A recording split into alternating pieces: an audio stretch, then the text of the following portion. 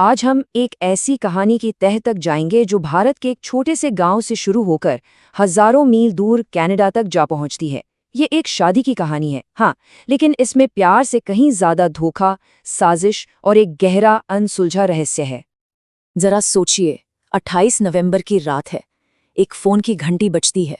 Line पर है गुरविंदर सिंह की बहन मनवीर कौर, और उस एक कॉल से उनकी पूरी दुनिया जैसे उलट-पुलट हो जाती है। उन्हें खबर मिलती है कि उनके भाई को मार दिया गया है। लेकिन ये मामला तब और भी अजीब हो जाता है जब पता चलता है कि गुरविंदर का शव मिला कहाँ। किसी गली में नहीं, किसी सुनसान जगह पर नहीं, बल्कि उनके अपने ही घर की छत पर। बस इस एक बात ने पुलिस के सामने सवालों की झड़ी लगा दी। तो चलिए इस कहानी की परतों को एक-एक करके खोलते हैं, ये समझने के लिए कि उस रात उस छत पर आखिर हुआ क्या था। हमें कहानी को थोड़ा रिवाइंड करना होगा, उस वक्त पर जाना होगा जब इस रिश्ते की नींव रखी गई थी। इस पूरी कहानी का जो केंद्र है वो है एक रिश्ता जो दो महाद्वीपों के बीच फैला हुआ था, और यही कनाडा कनेक्शन इसे एक आम घरेलू झगड़े से कहीं ज्यादा पेचीदा बना देता है। तो चलिए मिलते हैं इस कहानी के दो मुख्य किरदारों से।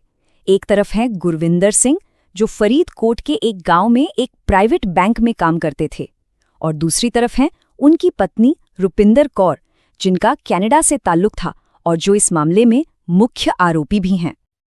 अब जरा इस टाइमलाइन पर गौर कीजिए, क्योंकि यहीं पर कहानी के तार जुड़ते हैं। देखिए, रुपिंदर 2019 में कनाडा गईं, नवंबर 2023 में शादी के लिए भारत वापस आईं।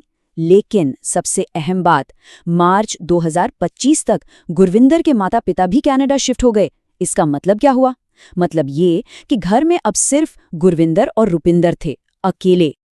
और यहीं एक बहुत बड़ा सवाल खड़ा होता है, रुपिंदर कनाडा जैसी जगह छोड़कर परमानेंटली भारत वापस क्यों आ गईं? पुलिस एक ऐसी थ्योरी पर भी काम कर रही है जो अगर सच निकली तो कहानी का पूरा रुख ही बदल जाएगा। क्या उन्हें कनाडा से डिपोर्ट किया गया था?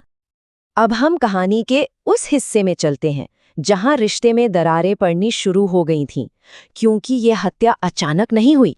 इसके संकेत बहुत पहले से मिल रहे थे और खतरे की घंटियां बजने लगी थीं। खतरे का पहला अलार्म खुद गुरविंदर की तरफ से आया। वो अक्सर अपनी बहन मनवीर को फोन पर बताते थे कि कैसे रुपिंदर उन्हें किसी न किसी बहाने से परेशान कर रही थी। उनके रिश्ते में कड़वाहट घुलने लगी थी और ये खाई दिन ब दिन गहरी होती जा रही थी। एक तरफ गुरविंदर थे जिन्हें अपनी पत्नी के कैरेक्टर पर शक होने लगा था, तो वहीं दूसरी तरफ रुपिंदर थीं जिनका कथित तौर पर कहना था कि ये शादी ही उनकी मर्जी के खिलाफ हुई थी। और फिर आई वो तारीख, 28 नवंबर। अपनी मौत से ठीक पहले गुरविंदर ने अपनी बहन को एक ऐसा फोन किया जिसने सब कुछ बदल दिया। उन्होंने दावा किया कि उनके पास पक्के सबूत हैं कि रुपिंदर का भटिंडा के रहने वाले हरकनवाल प्रीत सिंह नाम के एक शख्स के साथ अफेयर था। लेकिन बात सिर्फ अफेयर तक ही नहीं रुकी। गुरविंदर का अगला इल्जाम वो तो और भी ज्यादा डराने वाला था।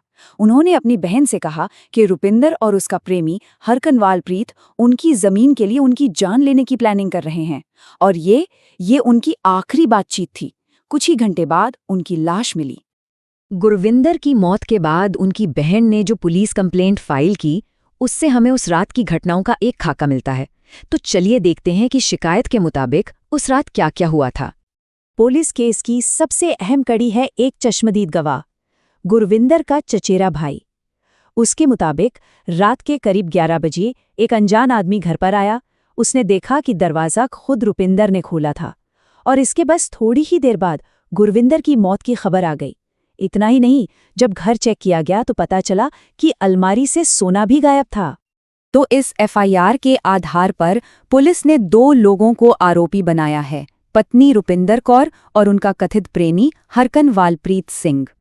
इन पर जो धाराएं लगी हैं वो हैं मर्डर और क्रिमिनल कॉन्स्पिरेसी। मतलब पुलिस ये मानकर चल रही है कि ये हत्या कोई अचानक हुआ हादसा नहीं, बल्कि एक सोची समझी साजिश का नतीजा थी। तो अब तक तो ये सब हुआ, लेकिन सवाल ये है कि आज की तारीख में ये केस कहाँ खड़ा है? क्योंकि गिरफ्तारियां तो हुई हैं, पर कहानी अभी भी कई सवालों के जाल में उलझी हुई है। तो देखिए, स्थिति कुछ ऐसी है। रुपिंदर कौर को गिरफ्तार कर लिया गया है। लेकिन जो दूसरा मुख्य आरोपी है, हरकनवालप्रीत सिंह, वो अभी भी फरार है। पुलिस उसे ढूंढ रही है और इन सब के बीच सबसे बड़ा सवाल अपनी जगह कायम है। मौत की असली वजह क्या थी? और यहीं आकर ये पूरा मामला एक बड़ी पहेली बन जाता है। पुलिस का कहना है कि गुरविंदर की बॉडी पर चोट का एक भी निशान नहीं मिला, एक भी नहीं। तो अगर ये मर्डर था, तो सवाल ये है कि आखिर उसे मारा कैसे गया? तो हम आपको इसी एक सवाल के साथ छोड़े जाते हैं। एक मुख्य संदिग्ध फरार है। मौत का कारण साफ नहीं है। ऐसे में सुखनवाला गांव के उस घर की छत पर उस रात असल में हुआ क्या था, ये एक ऐसा राज है जिस पर से पर्दा उठना अभी बाकी है।